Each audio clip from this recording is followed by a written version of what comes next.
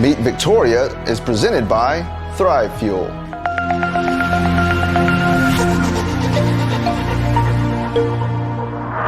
Welcome to Meet Victoria, where we'll get to know the people, businesses, and heroes that make this community special. I'm Caleb Shaw, owner of Shaw Realty and your host. Now let's go meet Victoria.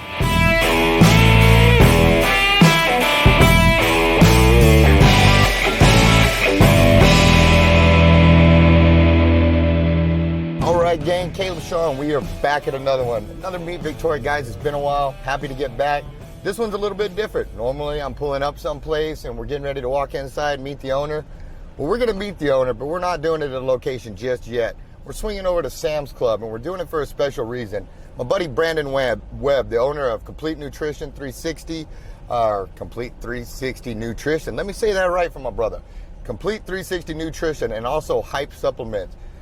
Guys, if you haven't seen this company already, you're going to. They do a great, amazing things, and not only are their products great, but their heart in the community is great. These guys do so much to help, give back, and today we get to be a part of it, so I'm pretty excited. We're heading over to Sam's for a special delivery. We'll fill you in a few.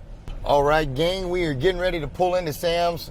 Like I said, if I hadn't said it already, I'm pretty excited about today. Today's one of those days where you get to meet somebody great. You're gonna hear some cool stories about some of the people in Victoria and what they're doing, but we're also going to get to help and give back. And I don't want to ruin the surprise. I'm going to let Brandon tell the secret, but I'm pretty excited. This dude does it right, him and his company, and we want to highlight him.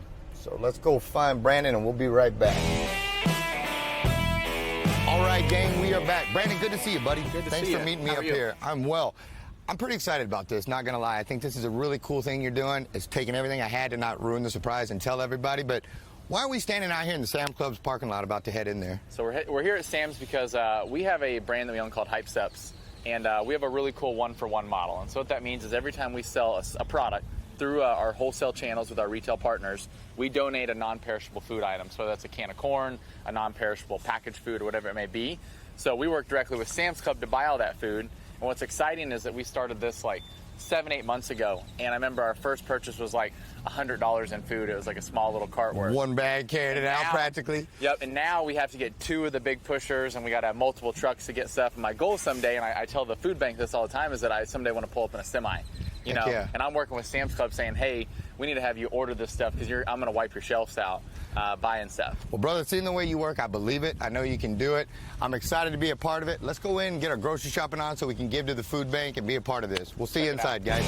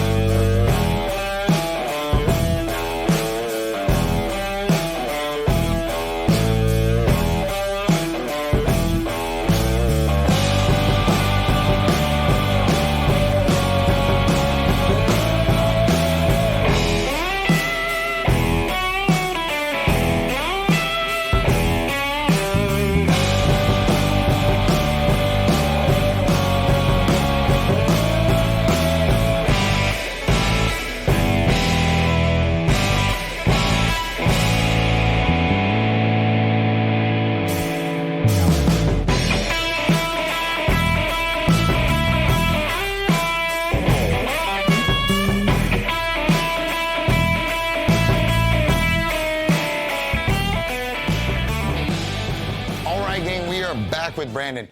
This has been 2 long, exhausting, but fun days. We started off at Sam's. We did all the grocery shopping, the deliveries over at the food bank, all the fun stuff.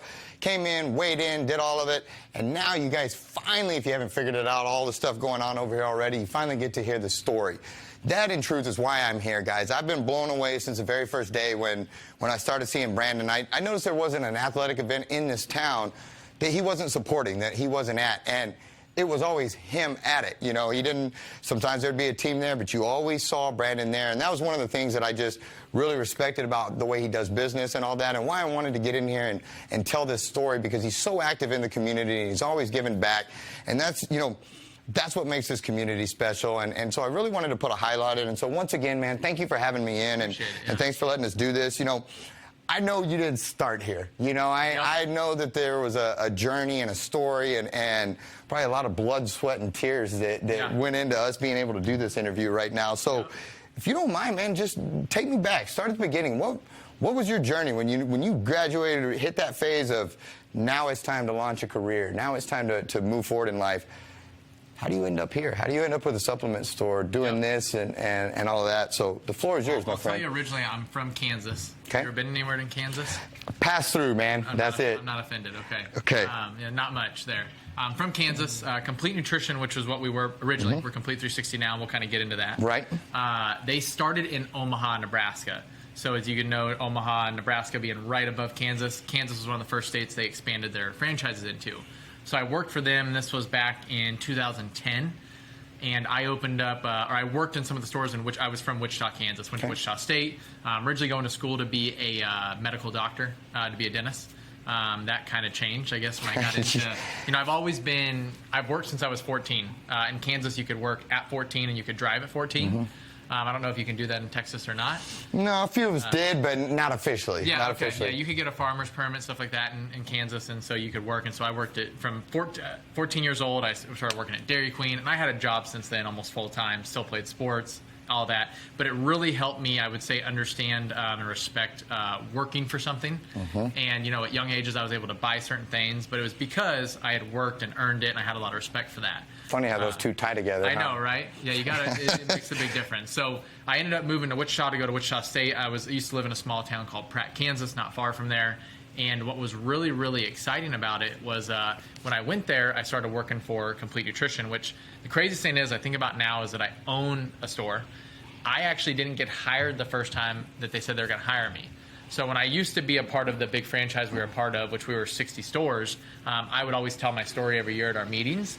And the craziest thing about that is I would be like, hey guys, I wasn't even hired the first time, and now I'm here helping you guys run the 60-store franchise. Hey, to show that perseverance to walk back in that door again. I got a call again. back like 2 months later after I was continued to hustle them and say, hey, I really want to work here. They brought me back in, and flash forward 3-4 years, and I'm the director of 60+ locations. That's outstanding. But they offered me to come down to Victoria, Texas, and open up a market. They had already opened up Midland, Odessa. This was in 2011, and this was the booming.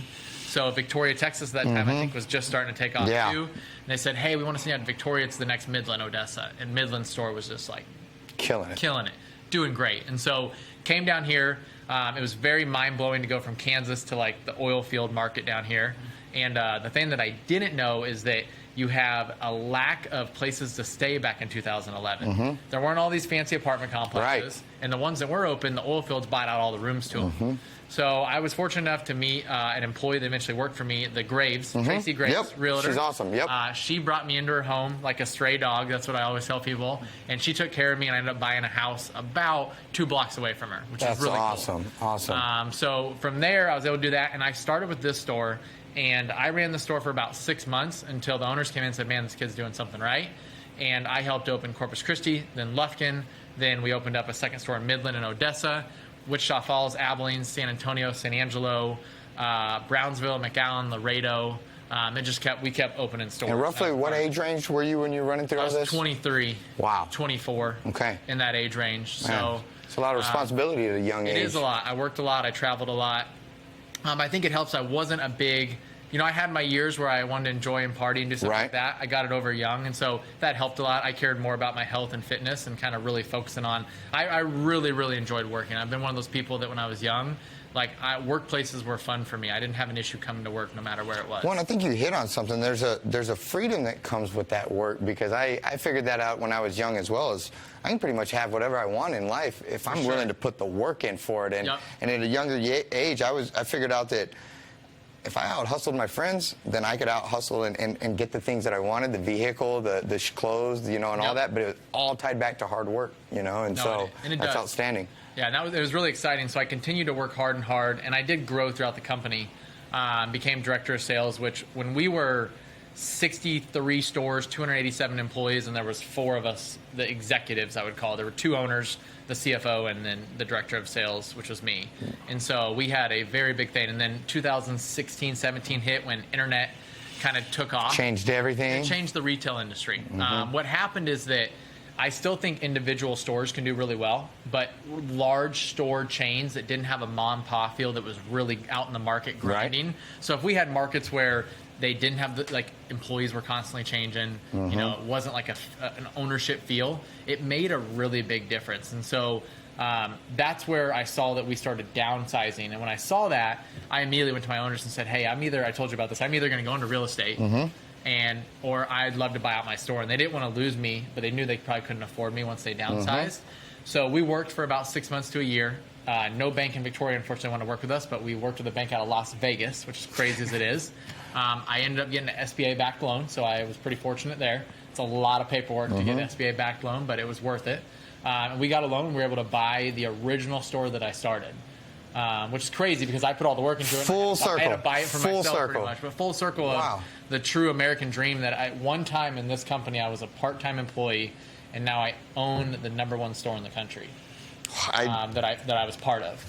What throughout that journey, you know, I heard a lot of things in there. Again, hard work probably being the key to a lot of that. Is just, you know, and they denied your loan. Well, I'm not giving up. If I got to go to Las Vegas to find somebody to give me a loan, you did it, you know. And so, what was the biggest lesson you learned through all this? You know, was it the hard work? Was it the perseverance? Was it a combination of that, or you know, what was it that just kept you moving forward through this whole thing? It's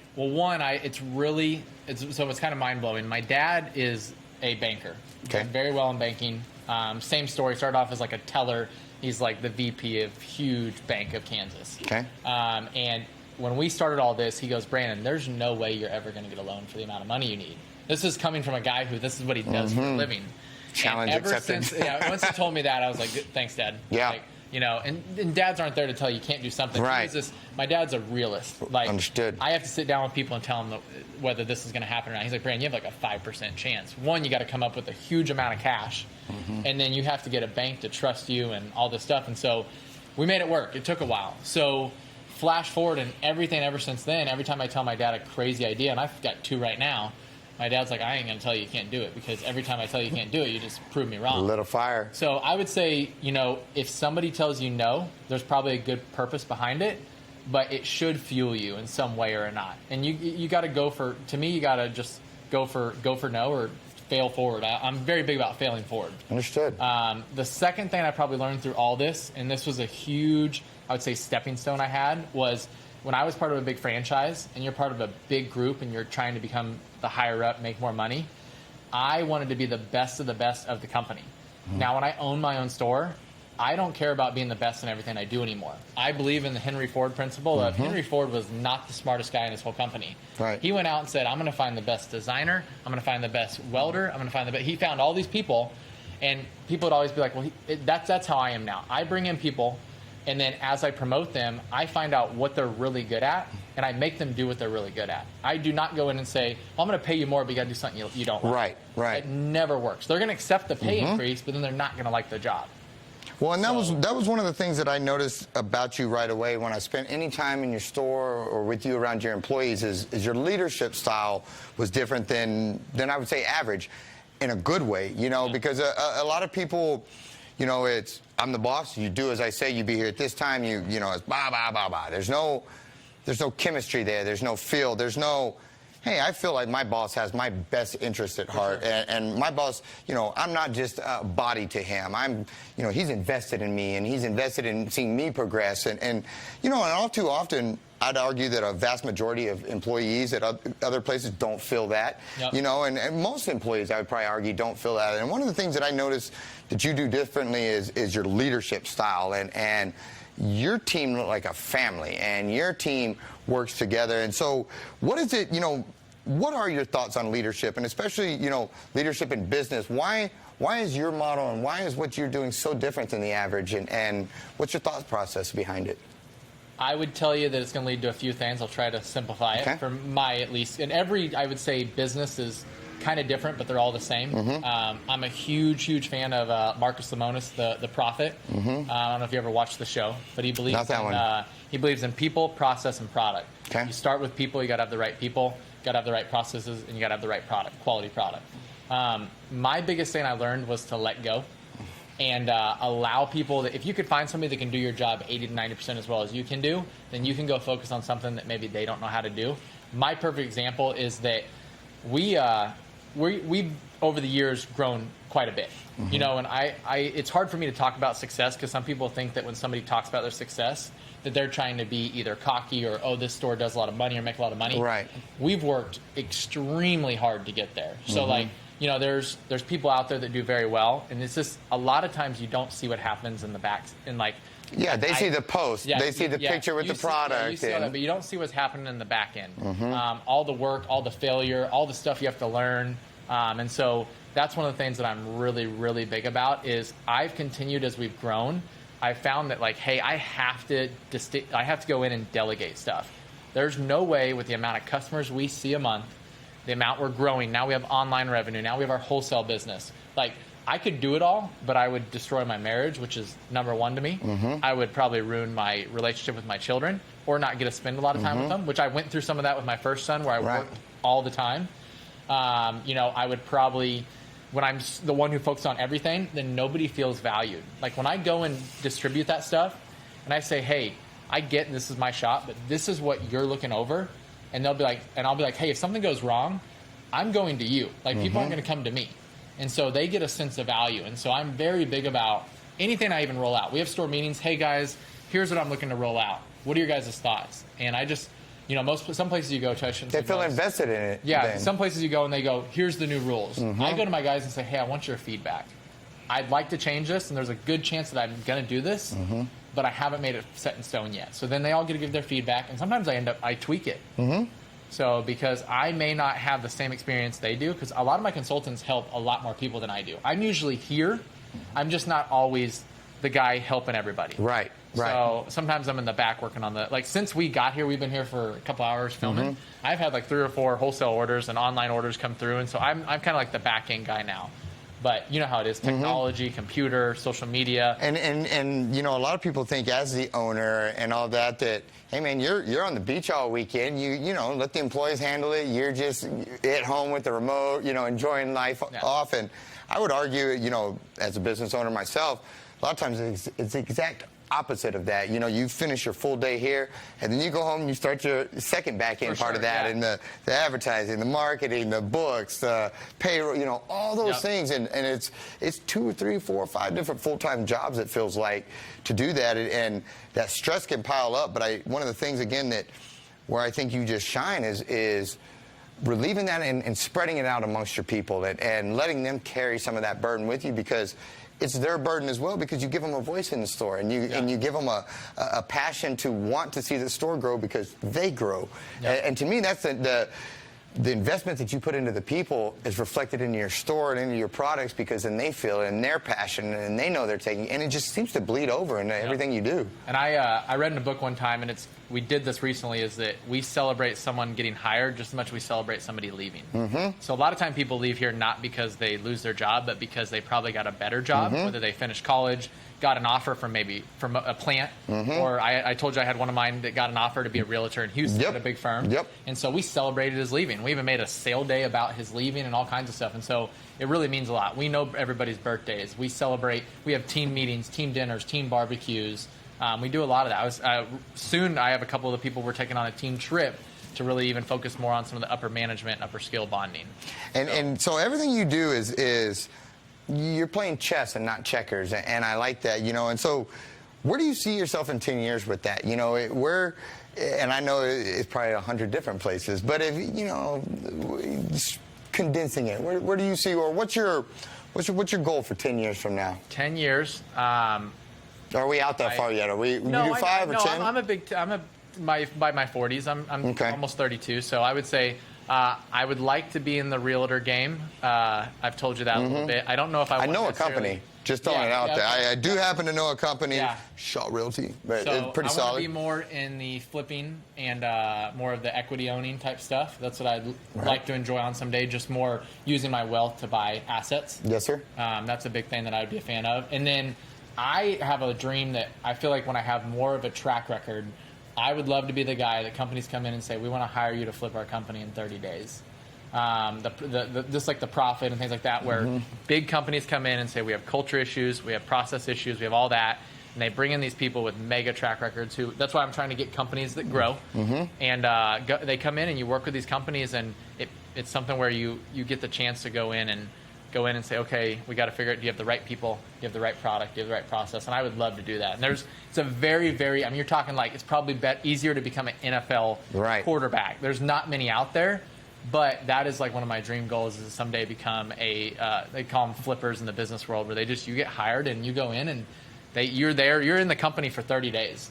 And, you may get flown out to New York and you work with that company and you do your best to, you start at the leadership, and that's what I'd love to do someday. I've met a few people that do it. And I think you'd be perfect for it. Do you think that why you would find such success in that is because a lot of the foundation of success, a lot of the elements to get you there to build that foundation of success are the same? Like, I feel like if I shut your doors tomorrow and said, hey, man, tomorrow we're opening a plumbing shop. It's me and you, we're going to go be plumbers. I feel like you give us 6 months.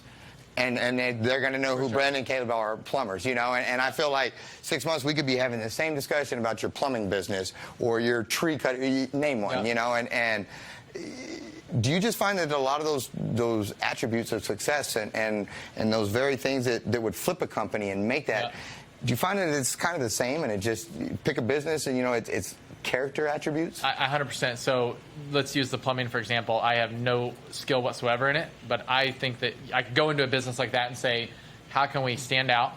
How can we have people remember us? How can we create reoccurring revenue? I would go in and help a company go and, I just have that mindset, and I'm always looking at, like, what's the future, too.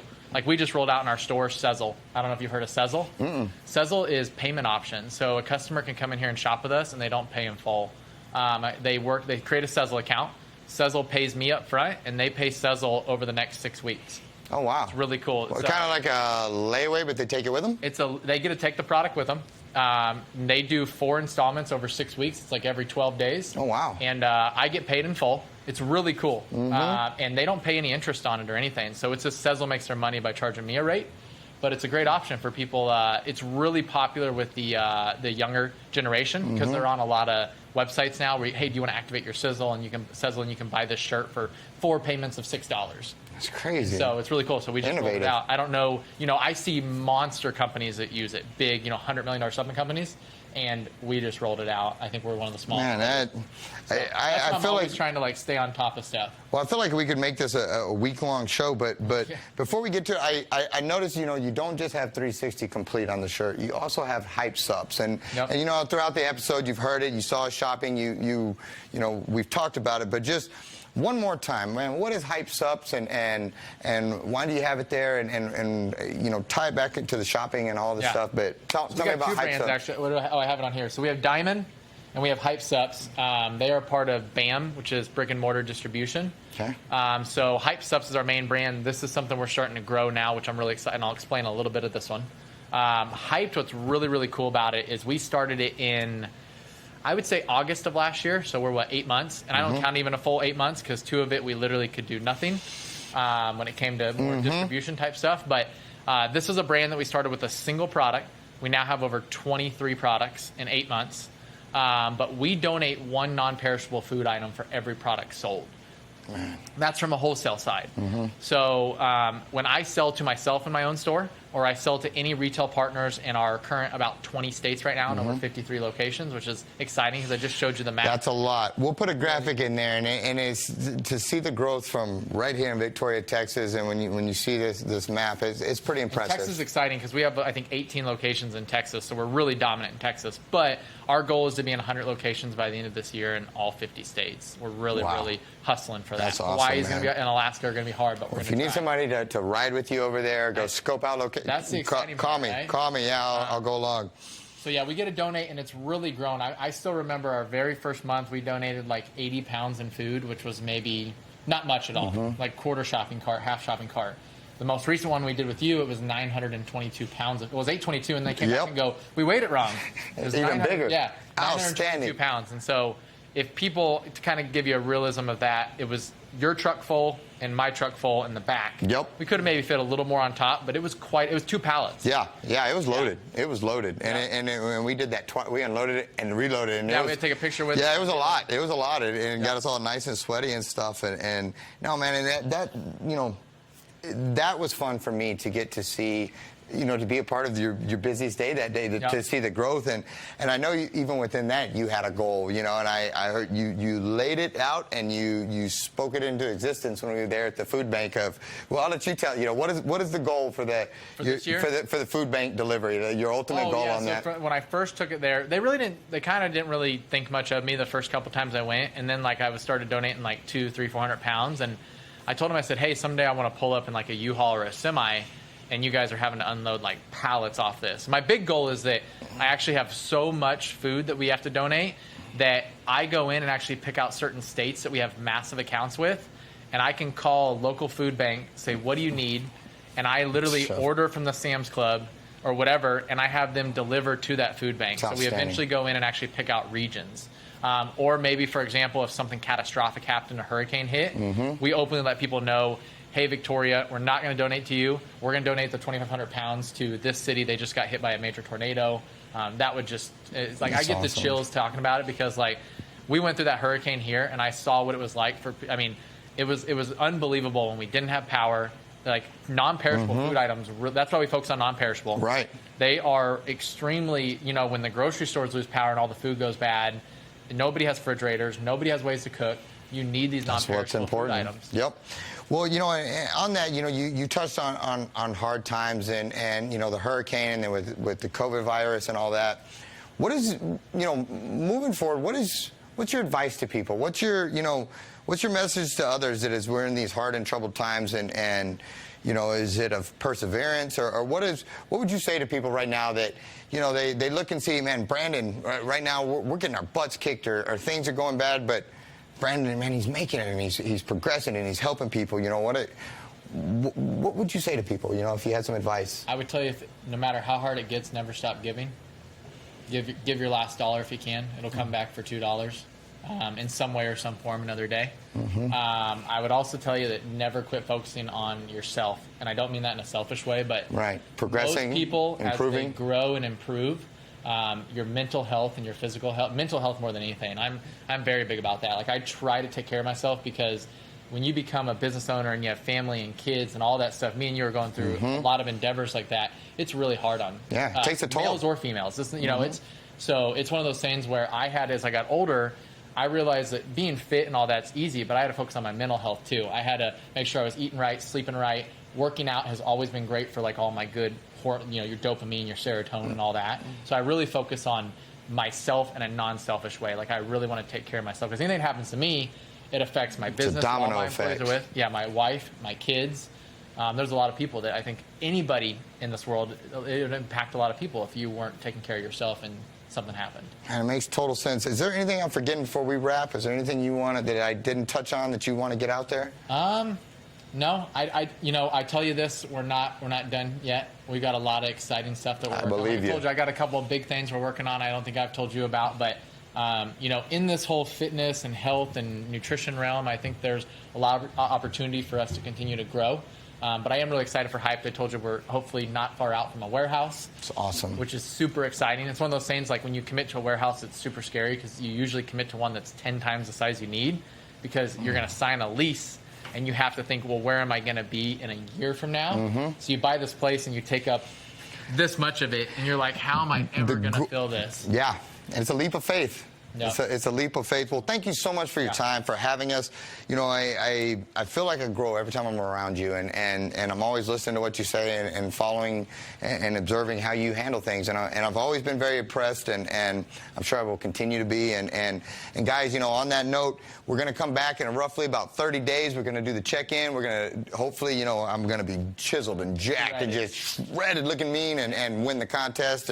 But above all, again, the point is to grow, and I'm sure, who knows, by the time we get back in 30 days, who knows where this guy's going to be, because he's always doing stuff, always moving forward. But again, thank you so much, man. You really are a leader in this community, and we're grateful to have you. And guys, on that note, we will be back. It'll be 30 days, but for you, it's going to be just like that. See you in a few. All right, gang, we are back and it's judgment time. It is approximately 30 days later from the last time you saw us get onto this machine. It's gonna be the moment of truth here. Did I lean up? Did I shape up? I'm about to find out. Brandon's gonna make us, he's gonna make me get on this thing and the truth is coming. So stay tuned, here we go.